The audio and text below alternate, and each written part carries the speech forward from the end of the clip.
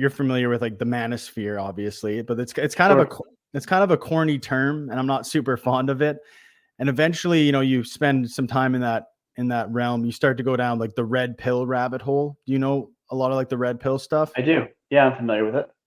Yeah. So this is actually, I don't want to like drop names or talk about it in anyone specifically, but there's a lot of gurus that actually promote a lot of, in my opinion, very nihilistic views on modern culture and women. And this is like the dark side of the masculine development space, in my opinion. The red pill does have some value, but there are a lot of toxic elements that I think dissuade men from taking personal responsibility. It also paints marriage and fatherhood in a negative light, in my opinion. I'm curious to know your thoughts on, the Manosphere and the red pill in general. Have you witnessed an element of overcorrection and toxicity in the space? Yeah, I don't use that term manosphere. I don't lump myself into that category because I think you're really dead on with that. I think there's a lot of immaturity in that space, and so they're looking at masculinity from I don't want to say it's like toxic because I don't buy into the term toxic masculinity, but they're looking at it from a very unhealthy perspective. And in a lot of ways, some of these movements have become the equivalent of the third wave feminist movements, but just for men. Yeah. 100%. Where women were blaming men are now blaming women. And I don't blame women for any challenges that we as men struggle with. I think there's issues that need to be addressed. I think there's societal concerns I have with the family court system and marriage in general, and the way that culture grooms women and men to behave towards one another. So I choose to look at what we're doing as a more healthy, well-rounded approach. I'm married. I've been married for almost 18 years now, so nearly 2 decades. I've got 4 beautiful kids, and those decisions that I've made in my life are some of the most positive, constructive, helpful, valuable decisions that I've made in my life. And when I hear a guy who had a bad experience but can't seem to isolate it to that experience, that throws up some red flags for me. I don't think that just because you married a bitch that all women are bitches. And I also don't believe that just because you got a divorce that she's 100% to blame for it either. You have your own shortcomings and pitfalls. I went through a separation with my wife early on in our marriage, and for a long time, I actually blamed her for all of the problems. And it really wasn't until I took responsibility for my own behaviors that I began to influence her in a way where she began to want to fix what she needed to in her department, which is why now we're married 20 years later, almost. So yeah, I struggle with it. It's very unhealthy in a lot of ways. And I struggle with that because a young, impressionable man who maybe grew up without a father figure or has lost a little bit of his own way is going to look at that and have a very hard time extrapolating the healthy portion of the message and leaving out the portion that actually might do him and other people some grave disservices.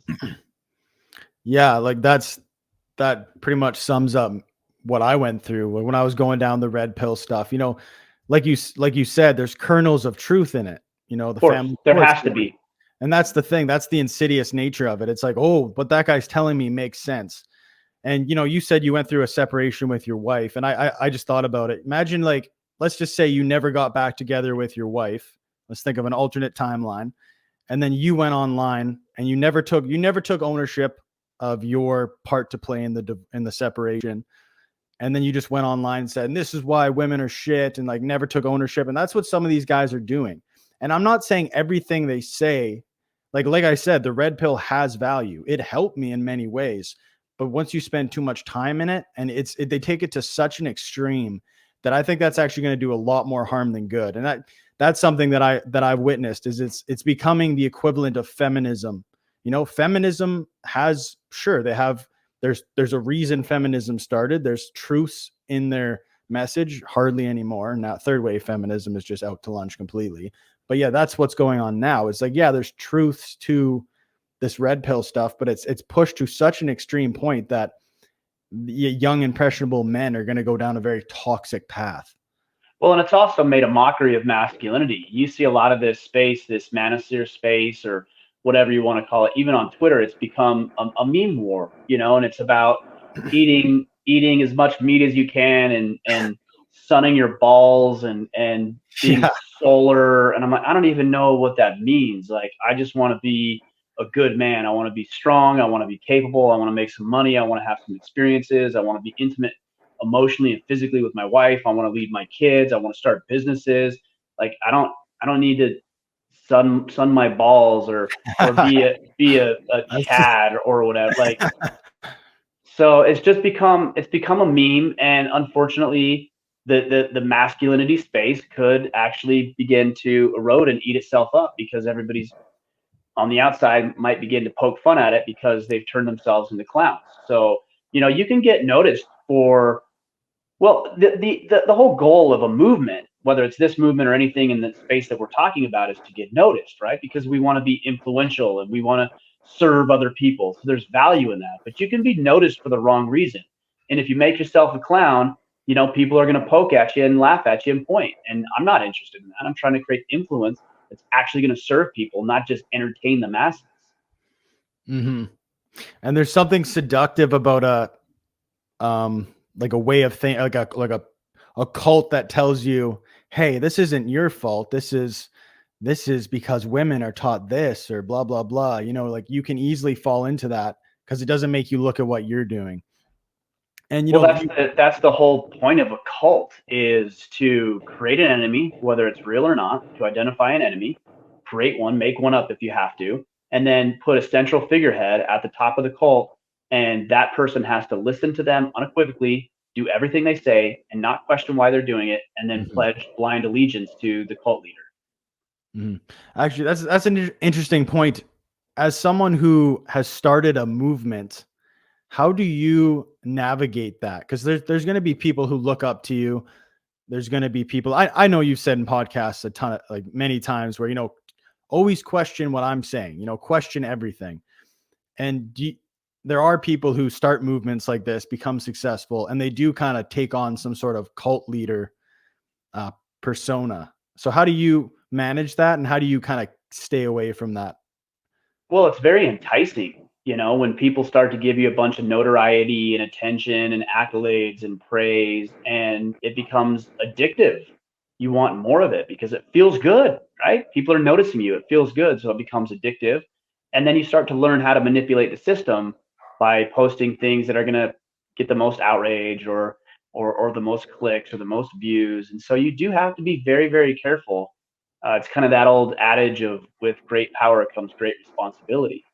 Mm, It's very strange to me that there's people who I don't even know and I've never had conversations with, who are listening to every single podcast. I had a guy today message me and say, "Hey, this thing," and I can't remember what he said, but this thing you said on this podcast today conflicts with what you said last month on, episode 832. And I'm like, holy cow, I don't even remember what I said. Like, but and so you're clinging on to every single one of my words. That's an issue.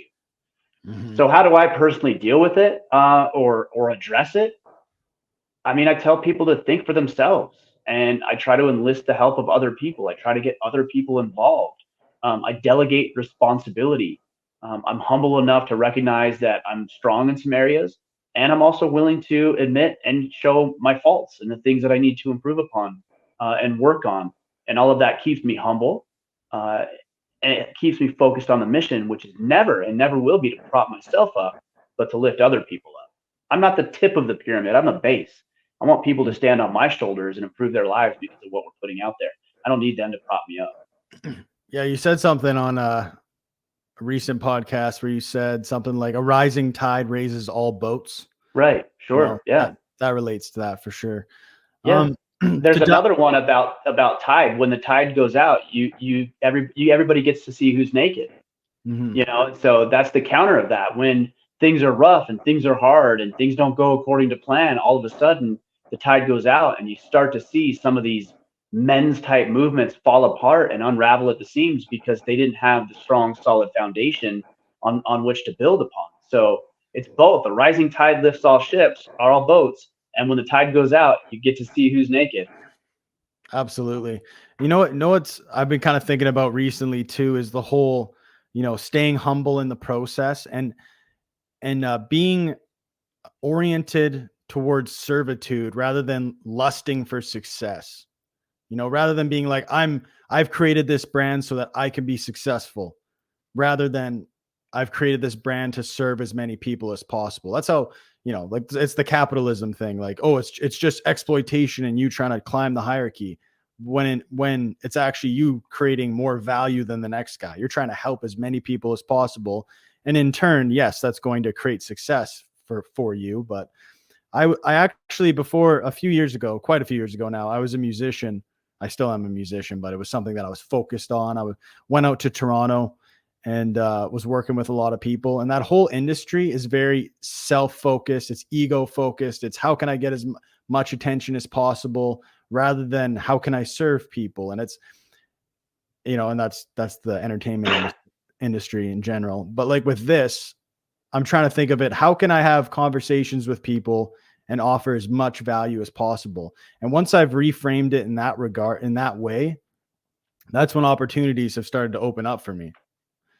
Well, it's like lifting. Imagine you're 40 pounds overweight and you want to lose weight and you want to build muscle. Nobody actually believes that you can do that like with the minimal effort possible. They'll try for sure, fad diets and pills and all these kind of things. Yeah. But like everybody knows, it just takes effort. And if you do the right things, then the results will take care of themselves. And Zig Ziglar famously said, if you help enough people get what they want, you will inevitably get what you want. But most people build it backwards. They think they're going to exploit, manipulate, and extort from other people. And then that's how they're going to build success and the influence and notoriety that comes from it. Actually, if you just work on serving other people, you did use the word servitude. That probably has a negative connotation to it because it's more of like indentured service, like you're forced to do it. Yeah. I think service versus servitude, service is voluntary. Like yes. I want to serve. I'm volunteering. Otherwise, that's not service at all. It's slavery, more like. But I want to serve. I want to help. I want to give you what you need to thrive and to lead a meaningful life. And then I know the results will come with it. And by the way, it's not bad to want results. It's not bad to want to build a successful business or to create some money. When you can find alignment between wanting to have success and then serving a lot of people in the meantime, man, that's a powerful, potent combination. Absolutely. Yeah. And to go back to that thing we were saying before, like the masculine space getting negative in some aspects, especially when it comes to marriage and fatherhood. That's something I want to get into. Is it's tough because as a man today, from the mainstream mindset around masculinity, fatherhood, and family, it's usually quite negative. It's everything portrays like being a dad as being weak, being a dork. And then you come into the men's development space looking for answers, like, well, that can't be the case. And then you get into the red pill, and then you kind of get that same thing, whether you're like, oh, being a fatherhood, oh, that's, giving in to women's wants and blah, blah, just like some crazy shit like that. And it's kind of tough when you're growing up and you're trying to figure out how to establish a healthy relationship with a woman and, eventually create a family. So what I want to ask you is, like, what advice would you give to men who have grown up in this anti-fatherhood, anti-marriage environments? And how do we spit out the black pill that modern culture has dosed us with? What's the black pill? As in just like the black pill being like just negativity and nihilism around relationships. Got it. Look, I'm not going to try to convince anybody they should enter into a relationship or have kids. I mean, that's not really my place. So when you ask that question, if somebody's not interested, there's nothing I could possibly say that would help them be interested. Why should I anyways? Why should I try to convince you that marriage has been powerful and beneficial for me, or that having kids is one of the greatest blessings of my life? There's a scripture that talks about casting your pearls before swine, and I'm not trying to make light of or devalue these people as human beings or their worth, but I'm just saying, like, I'm not going to try to convince somebody who's going to be negative about marriage and relationships and family. I don't care. If you want to be married, be married. If you want to have kids, have kids. If not, cool. Now, if on the other hand, you do want to do that, and you want to learn how to be more effective in those departments, then yeah, I'll have a conversation with you all day long about that. And really what it's about is playing to each other's strengths and shoring each other's weaknesses. There's some things that I'm very good at, and there's some things that I struggle with. And the things that I struggle with, my wife is good at those things. The thing that she struggles with, I tend to be fairly decent with those things. So I love the union between a man and a woman because we strengthen each other, we solidify each other, we round each other out, we shore up those weaknesses, and I think it's a very powerful union.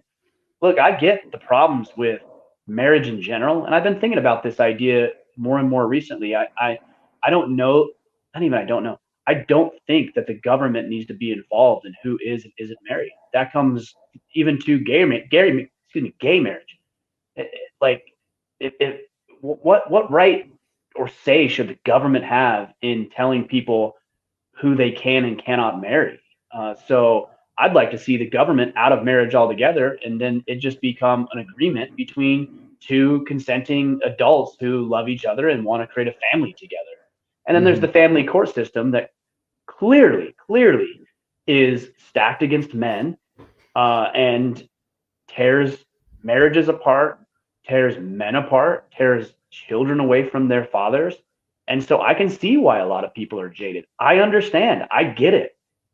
So it is on us to make sure that when it comes to choosing a woman, that we're very, very keenly aware of the red flags that we might see.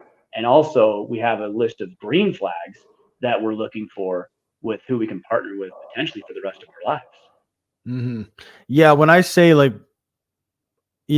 for people that want to have a relationship, but they've just been, inundated with messaging around the negativity of relationships. So that's what I'm saying. Like, if someone doesn't want to have a relationship, okay, man, do you, whatever. But then there's the people who, they want to start a family, but they're just inundated with all this, they're jaded because of all the. There's a very simple way to know about people. And it's a scriptural reference, but by their fruits you shall know thee. So if you want to be fit, you probably shouldn't turn to somebody who's 100 pounds overweight. Yeah. If you want to be rich, you probably shouldn't be taking advice from people who are broke.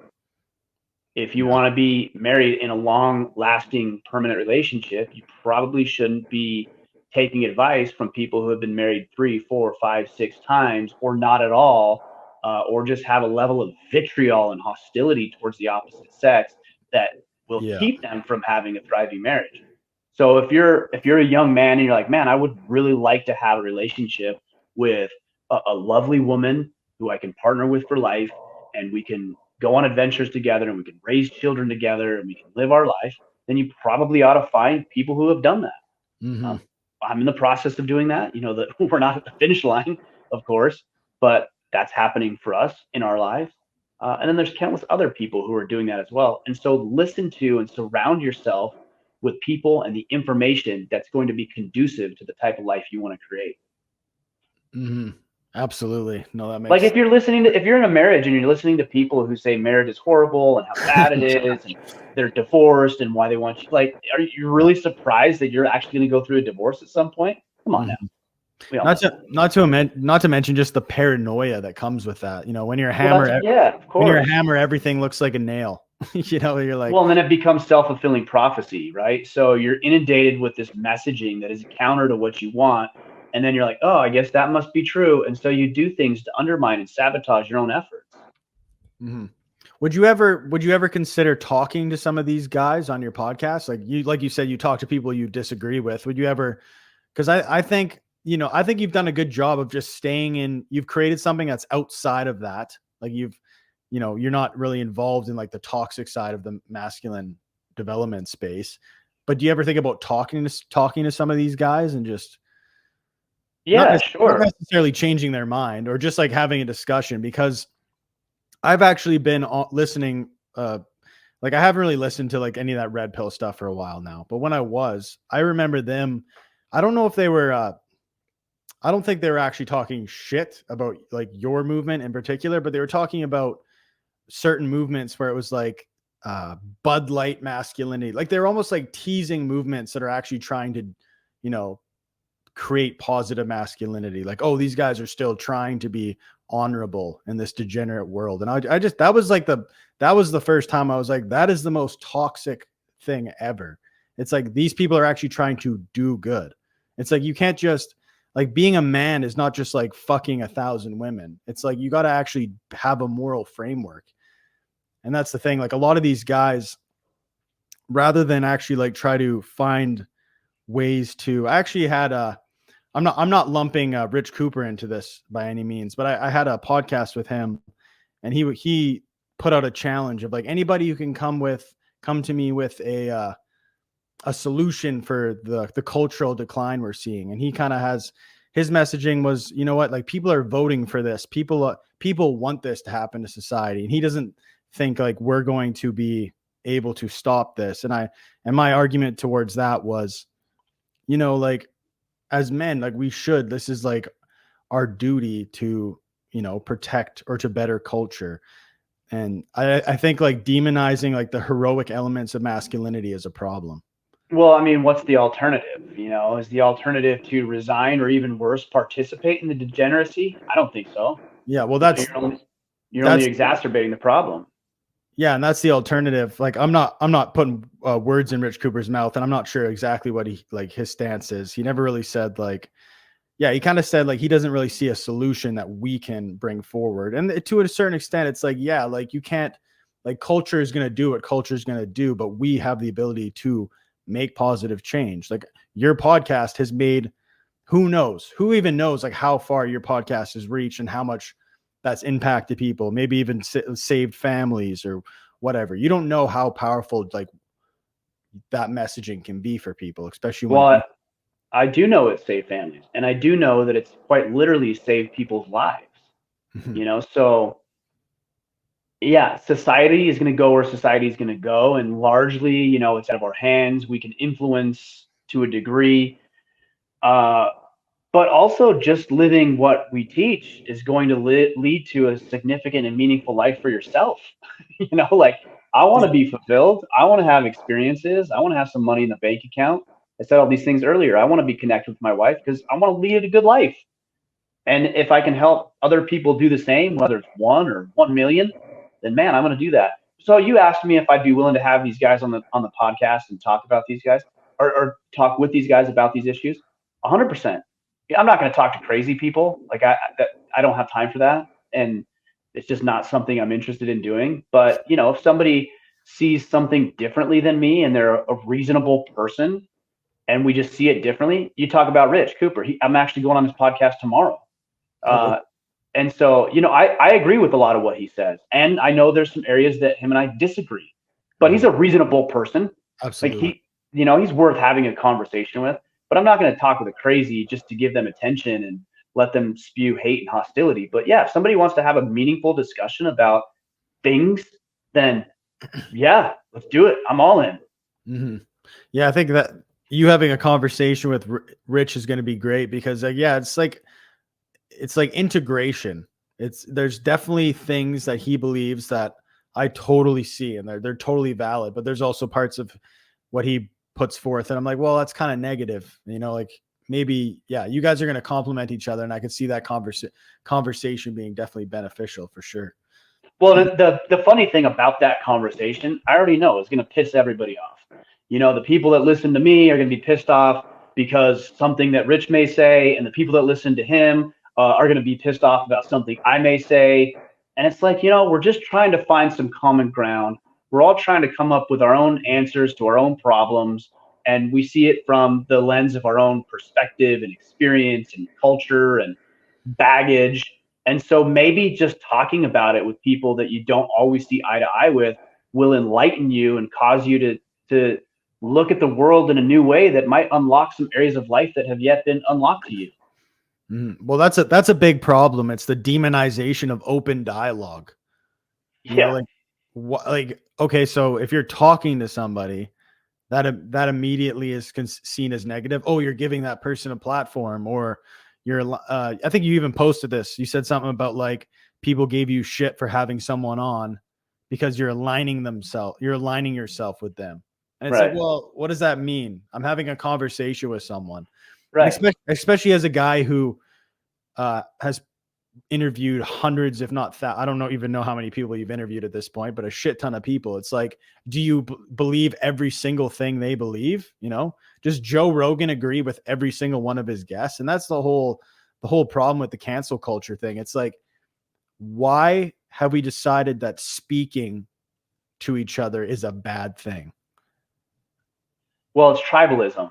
Yeah. And social media has created a large part of that because it stripped the humanity out of people. So you say one thing I disagree with, and it's no longer, oh, well, I disagree with that. It's like, you're an evil son of a bee and you deserve to die a horrible, tragic death. It's like, whoa.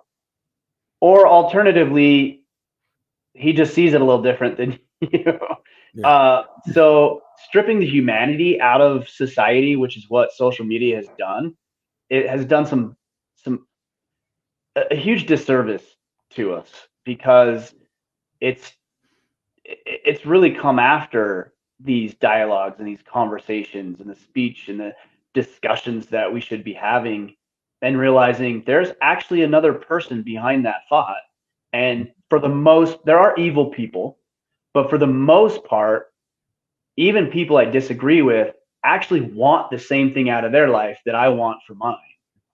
And they're trying to come at the conclusion that's going to best serve them and theirs. And I'm trying to do the same. But that doesn't make them an evil person. It just means they see it a little differently. And that's part of the frustrations I have with social media, for as valuable as a tool as it is. Mm-hmm. Yeah. In regards to social media, this is something else I've been thinking about lately, is the whole, you know, we love to make fun of, well, I love to make fun of people that, you know, watch CNN and buy into everything, the outrage, the fear mongering. But I actually see a version of that in the masculine development space, or on the right, where people will post things about like, hey, look at this thing, everyone be outraged by it, the left, for sure, left has done this again, and they're coming after your children, and blah blah blah. And obviously I'm guilty of that. I've shared the memes, I've done all that kind of so have I. all that kind of stuff. Your content in particular, though, you're very balanced. It's not constant like fear porn, right? It's like you still have a positive message, but there are certain content creators where it's like everything they put out is like them reacting to something negative.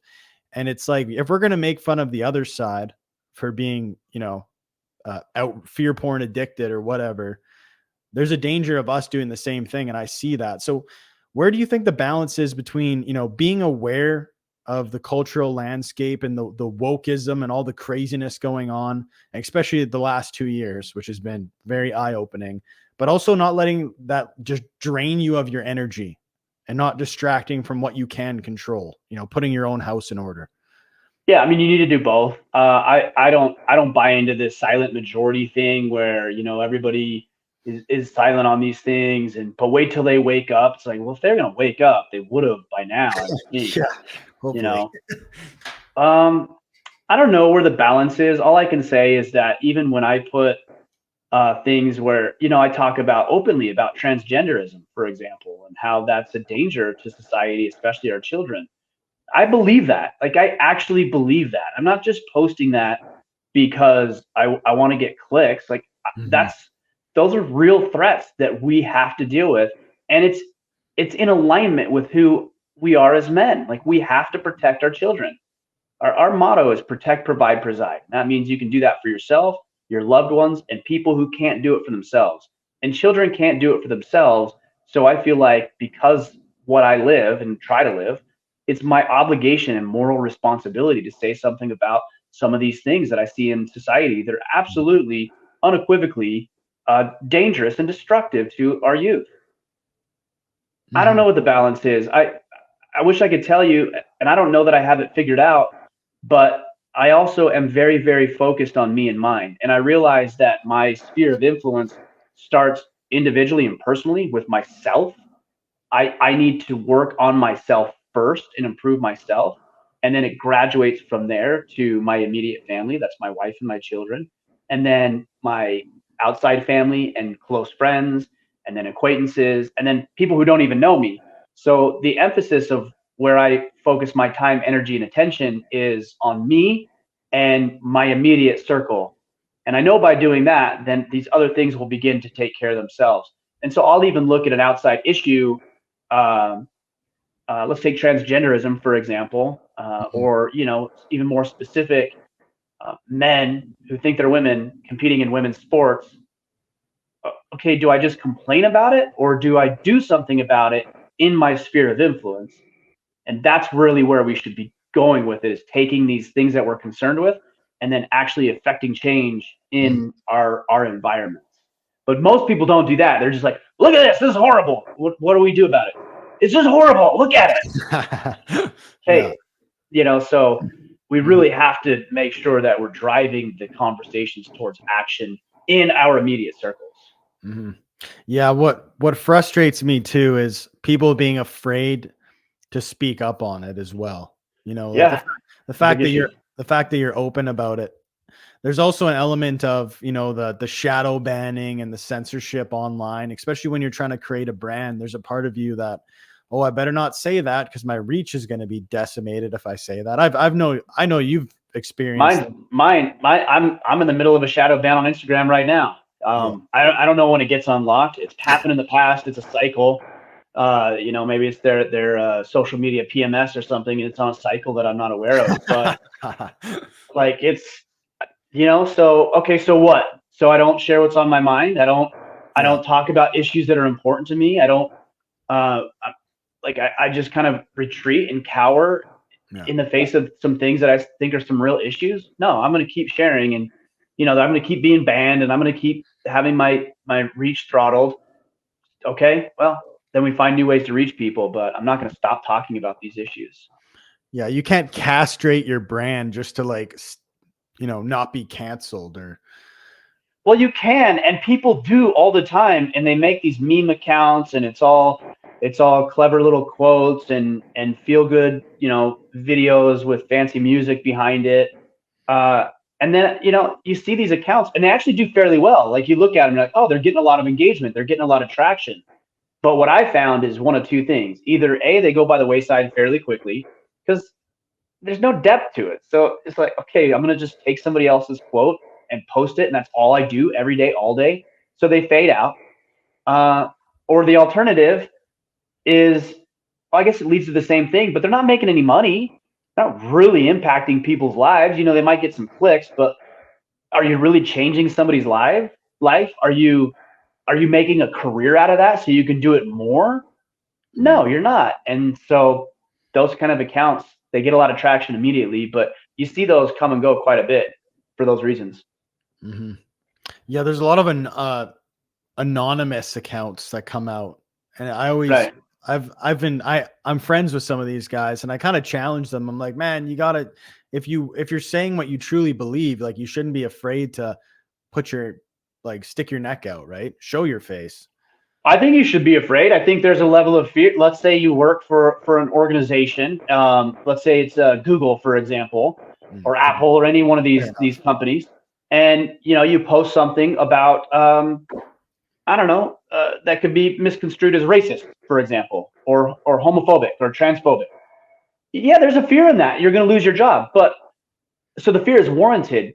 Mm-hmm. That's not the issue. The issue is that you've put yourself into a situation where you can't speak what's on your mind. And so what I would suggest is that if you're that afraid of speaking what's on your mind and sharing what's on your heart, then there's some other facets of your life you need to shore up. Like, maybe you ought to have an emergency account. Yeah. So if you get laid off or fired, you aren't going to be destitute. Maybe you ought to start looking for new employment. Like, why would you want to work for an organization that would fire you because you said something that could possibly be misconstrued by less than 1% of the population? Yeah. And yet people do. And I get it, but you're putting handcuffs around yourself, and you're not sovereign. You're not in control of your life, and it's going to happen anyways. Because one day they're going to come to you and say, hey, you've been a great employee, but we're getting rid of you because we can have Joe Schmo do it here for less, or because your job based on AI and modern technology is now obsolete. You think they're going to hang on to you because you've been a good little boy and said all the right things on Twitter? Of course not. So get yourself in a better situation so you don't have to hide behind anonymous accounts. Crazy. Yeah, it's more than that now, especially over the last 2 years. It's not just about what you can or cannot say. It's actually about what you will or will not do with your own body too. Like I'm up here in Canada, and Yeah, of I'm sure you've seen on the news what's course. going on up here, and it's like I own my own company. Me and my brother own a company together, and we make our own money, so we don't have to worry about that. But at the beginning of the pandemic, I was in a position where I was going to be forced not only to lose, I had to lose my job. I lost my job like 3 times in the span of a year just because of shit being closed down. But then also, so many people I know were coerced into getting the poke, and that should be a wake up call. Even people that went to school for their jobs and they work in a field that's respectable, you realize pretty quick, like, wow, you actually have no ownership over your life. Like if these entities or the people you work for decide that, nope, you need to do this or you're gone, and Yeah. they'll throw you away like nothing. And Well, and now you're seeing bank accounts that are being frozen because you may have contributed.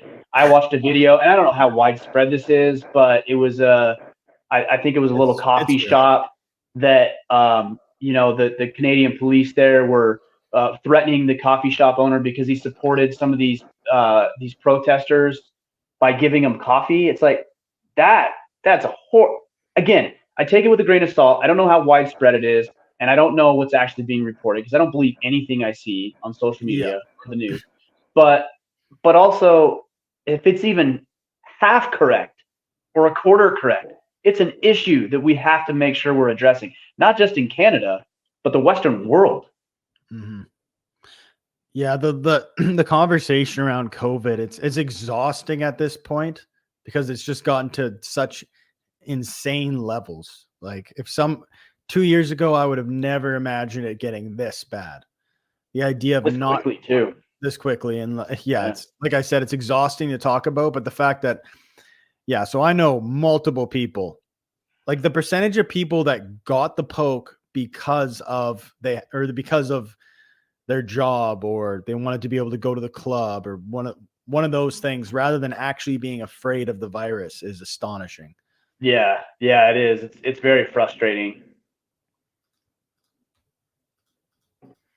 Another thing I wanted to jump into too was we're talking about public health and the government being so concerned about that, but it's like nothing around physical. Like my podcast is mostly, like, my expertise is physical training and nutrition and all. That's what I'm really into. And I wanted to jump into that a little bit with you because you're someone who promotes physical training, and you train Brazilian jiu-jitsu and all that. And I'm curious, how has that affected your ability to be a better husband and father? Like physical training. Like Oh how man, I think we all know the answer to that question, right? Like the amount of energy you have, the capacity you have, the way that your body is working, the way that you process information, the ability that you have with clarity of thought, with creating discipline into your daily activities, making sacrifices for long-term goals. I mean, there's so many positive benefits. I think the better question is, why aren't more people doing it? well, Because that's the we thing. all know why. I mean, that's a given. It's so obvious, and that's that's what's kind of weird to me, is why it's so rare to see like a father who's still physically active. Like the dad bod stereotype is a stereotype for a reason. Like Yeah, for sure. what is the actual percentage of men who are in a relationship, have children, and like how many of those guys are actually dedicated to taking care of themselves still? Like what? Yeah, I don't know what the percentage is, but it's Less lower than, than it should be. That's for sure. like 10%, maybe Yeah, maybe. one in Yeah, maybe. one in Yeah, 10. I mean it's a real issue, and I get it. I've been there actually. I weighed 50 pounds more than I do today at one point in my life. So I have a level of understanding for where that comes from, and we get so inundated and consumed with our other activities of life. The first thing that we do is put ourselves on the back burner, and that's a challenge because the better you take care of yourself, the better you're going to be able to take care of others. So you really need to figure out a way to take care of yourself more than you do, and that comes with establishing boundaries. That comes with creating systems, with having a regular schedule to the best of your ability, and then being able to communicate that in an effective way to people who are going to be impacted by it. So having conversations with your wife about, hey, Wednesday nights I'm going to go train jujitsu. Maybe you can go do your thing. Talking to your kids about why it's important that you go pursue other meaningful ventures, even outside of the home, and letting them see you pursue meaningful hobbies and pursuits. This is all crucial stuff. Mm-hmm.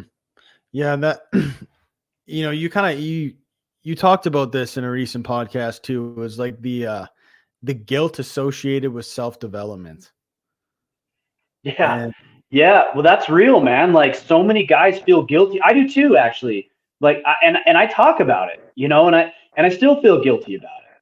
But, when I go to training at jujitsu at night or in the morning, there's a little bit of guilt that looms over me. It's not because my wife put it on me or my kids did. It's me imposing it upon myself. So look, I understand. I do. I get it. But you have to take care. If you really want to be the kind of leader in your home and your community, then you need to be the best that you can possibly be. And I'll make no qualms about it. If you're 50 pounds, 60, 70, 100 pounds overweight, you are flat out not being as effective as you could be in any facet of your life. I think you can be a good man. I think you could be a decent human being. But I don't think you're maximizing your ability to father. I don't think you're maximizing your ability to lead your family and your wife and the members of your community. I don't think you're maximizing your business. You can be good. You can have self-worth or inherent worth. But no, you're not maximizing your life. No way. It's just not possible. Yeah, the reason I personally like put such a heavy emphasis on physical training and proper nutrition is it's not just the physical aspect. It's like the mental aspect. Like, think about how many people have mental health problems stemming from the fact that you don't eat right. You don't take care of yourself. That in turn makes you feel shitty about yourself. So then you start projecting that onto your children, or you're not intimate with your wife anymore because you're 80 pounds overweight or whatever like that. There's so many problems that stem from a lack of, developing yourself physically. Yes. They go that's right. so much beyond just having abs. And I hate the idea of, you're a bodybuilder or you train. Oh, it's like self-obsessed. It's like we kind of there's actually like, going to the gym is toxic masculinity. That's a genuine, a little bit of a thing that's propagated.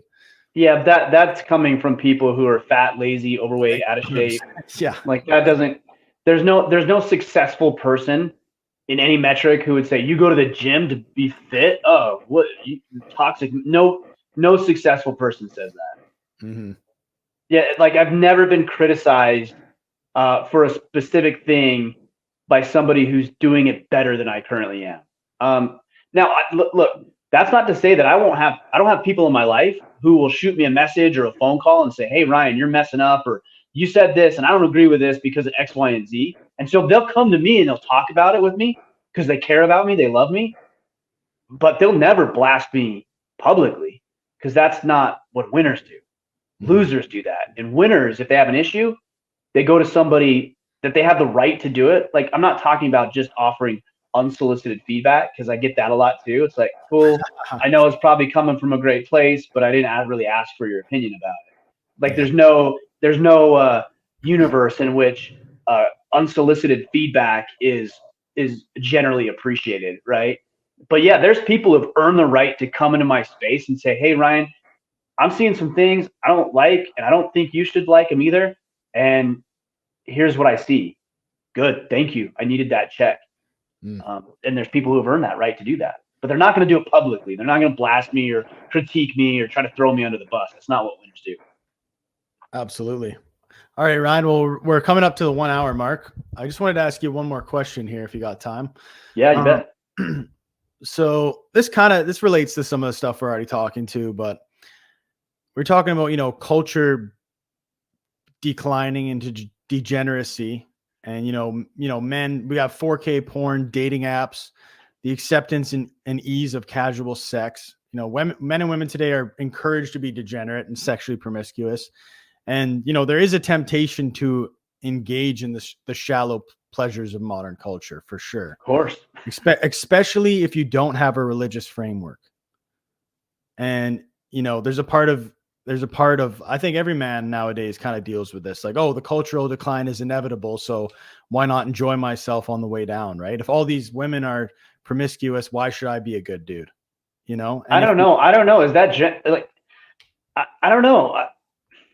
Yes, I hear what you're saying, but I mean, the people in my life, the men in my life, and maybe it's because I've cultivated this just with close friends, but also within our circle of what we're doing here. Like most of the men that I interact with are like, I want to improve. I want to get better. Maybe they're addicted to porn or sex or drugs, and they're like, no, I want to get better. Like I want to improve my life. Mm-hmm.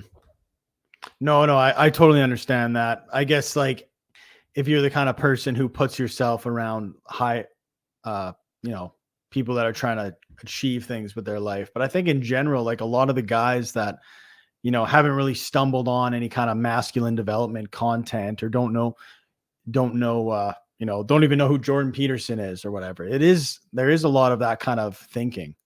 And like I said, even in you say like you're surrounded by people that are trying to better themselves. And like, yeah, even in the red pill community, guys are trying to better themselves, you know, but in a sense, they're just trying to better themselves so that they can better engage in promiscuous sex, or, you know, so that they can more easily acquire those like the instant gratification things, you know? Sure. So I'm kind of curious, like what would you say is the antidote to that kind of thinking? Like how can men channel, let's just take lust, for example. Like how do men channel their sexual energy into productive ways, in a productive manner? There's nothing wrong with sex. Like I think having sex is fine. I would make sure I'm with a committed partner, you know, before I engage in that, because of the negative ramifications from unwanted pregnancy to even abort. I've seen women have abortion when the man didn't want that to take place, right? But that's your fault for doing that, for being involved with a woman who would engage in that. To disease. I mean, there's all sorts of problems, but if you're with a committed partner, like that's actually a pretty good outlet. Outside of that, like the obsessive nature that I think men generally can get into, you can direct that towards productive outlets like going to the gym, like meeting and building your band of brothers, like starting a business, like traveling the world. And I know this is on a case by case basis, but yeah, I think there's ways that you can harness obsessiveness or even lust and some of these other things towards productive outlets, and it's your responsibility to find out what they are, and then have people in your corner who don't engage in that kind of behavior you're trying to remove yourself from. Mm-hmm. So if you're saying, hey, I'm going to stop drinking, or you know, I'm going to stop sleeping with a bunch of women. Oh yeah, but I'm going to go hang out with my buddies over here on Friday and Saturday night, and we're going to go to the club. We're going to try to pick up chicks. Like, what do you think's going to happen, right? So you got to remove those people from your life, or at least at a minimum, don't engage in that behavior, and then start backfilling it with more productive outlets and more productive people in your life. Mm-hmm. I guess it just goes back to what you said. It's like surround yourself with people, you know, learn from people who are living in a way that you want to live. Well, learn from them, but also be in proximity to them. Be in proximity to them, yeah. Right? Because like wherever you are, there's a culture. Right. So in Order of Man, there's a culture.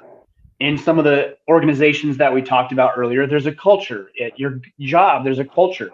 At your church, there's a culture. And whatever that culture is, the more time you spend in that culture, the more you are going to assimilate to what that culture is. So if the culture is degenerate, then you're going to become a degenerate because you're going to assimilate to that culture. If the culture is excellence, then the people, you're only one of two things is going to happen. You're going to remove yourself from the culture because you can't handle it, or you're going to assimilate, and you too are going to do the things that are going to make you excellent. Mm-hmm.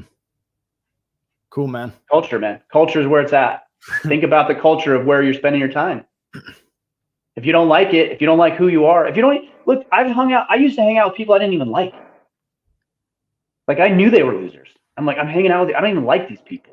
I don't like what they do. I don't like how they talk to each other. I don't like the things they're engaged in. But I want them to be my friends. Man. Like yeah. But that's a self-esteem issue.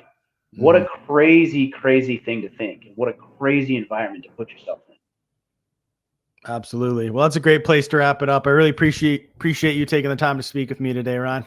You bet, man. I've been looking forward to it, so I'm glad we could make it happen. You had some great questions, and this was a great discussion too. Really appreciate it. Cool, man. Yeah, continuing to hone the craft. I appreciate your inspiration. Yeah, man. Keep up the great work. All right, if you can just let people know where they can find you, that'd be great. Yeah, Order of Man podcast is probably the best outlet. That's where we do, I think, our best work. Orderofman.com is our headquarters. And then you can follow me on Instagram, Facebook, or Twitter at Ryan Michler. And between those outlets, you'll find everything we're doing. Sounds good. Thanks a lot, Ryan. Thank you, brother. Yeah, peace.